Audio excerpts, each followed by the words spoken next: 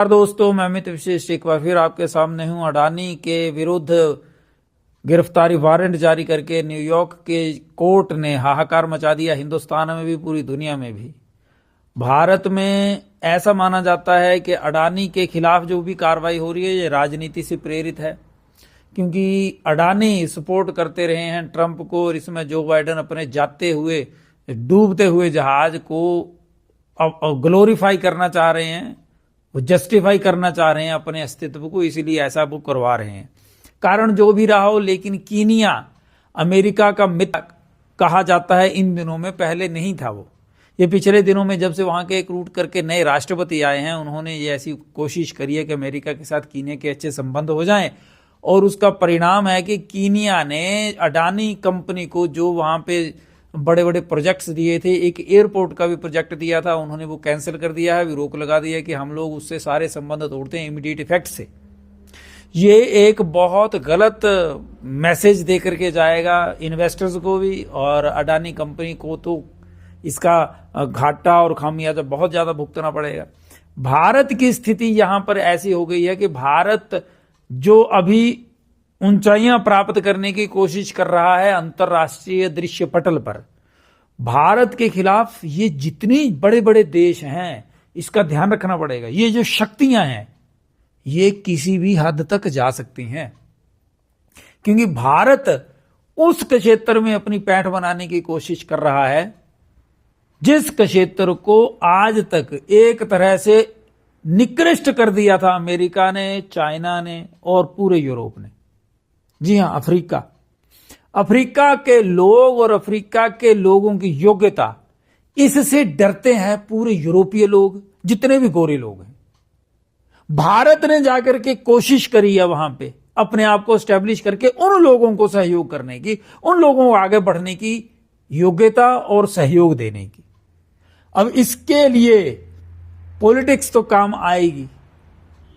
Kenya हो सकता है अब 1-2 साल बाद जैसे ही वो कोर्ट से अडानी ग्रुप बरी हो जाएगा कि ऐसा हमने कुछ नहीं करा है, क्योंकि जितने भी स्टेट्स की उस समय की सरकारें थी, वहां के जो उस समय के मुखिया थे, सबने डिनाई करा है ऐसा कोई भी एलिगेशन और ऐसा कुछ नहीं था।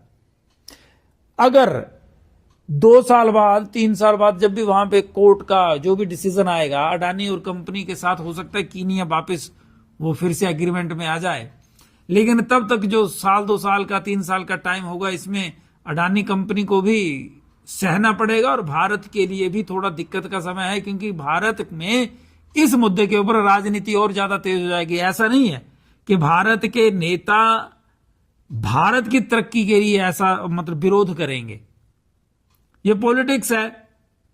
चुनाव से 2014 से पहले बीजेपी भी ऐसा ही करती थी। 2014 के बाद उनको समझ में आया कि नहीं, जो व्यापार होता है और व्यापारी होते हैं, इनका मैनेज करना, इनके साथ देश की तरक्की जुड़ी हुई है।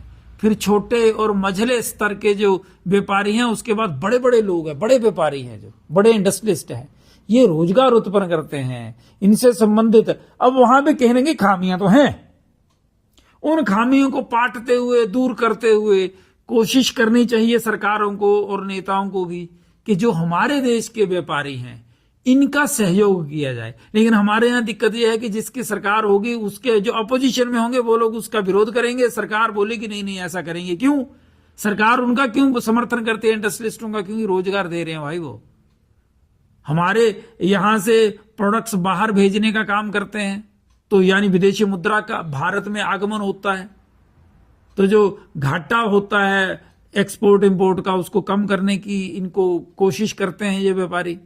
इतना बड़ा रिस्क ले लेते हैं, इतनी बड़ी इंडस्ट्री खड़ी करनी, चलेगी ना चलेगी, वो सारा रिस्क लेते हैं व्यापारी। इसलिए आपने एक और चीज देखी होगी कि कोई भी देश का कोई भी बड़ा प्रधानमंत्री चाहे राष्ट्रपति आए, उनके साथ एक व्यापार मंडल जरूर होता है। अल्टीमेटली उनको रोजगार उत्पन्न करने हैं, और यही काम कीनिया का भी था। कीनिया भी यही चाह रहा है कि कीनिया में अमेरिका का इंडस्ट्रीज आए या अमेरिका का कोई इन्वेस्टमेंट हो जाए, सो दैट कि वहां का सोर्स ऑफ इनकम बढ़ना शुरू हो जाए। भारत को अभी देखिए, अफ्रीका में भारत का समर्थन बढ़ता चला जाए, तो भारत को भी अपना फायदा देखना होगा। भारत को यह भी देखना होगा कि हमारे देश के जो कुछ एक नेता हैं जिनके मन में भारत की हार देखने की इच्छा है, उनको कैसे संभाल करके, उनका सामना कैसे करके, उनके सामने इस देश को आगे ले जाने की हिम्मत कैसे करनी, ये सबको देखना होगा। लेकिन एक और जो भारत में बहुत बड़ी बात हम लोगों ने देखनी है, धर्म के नाम पर आजकल जो बहुत ज्यादा बातें और चर्चाएं होती हैं, उसकी तरफ भी ध्यान देना होगा। भारत में इतने ज्यादा मंदिर हैं। अभी मैं देख रहा था संभल की मस्जिद के ऊपर वो जांच की जाएगी।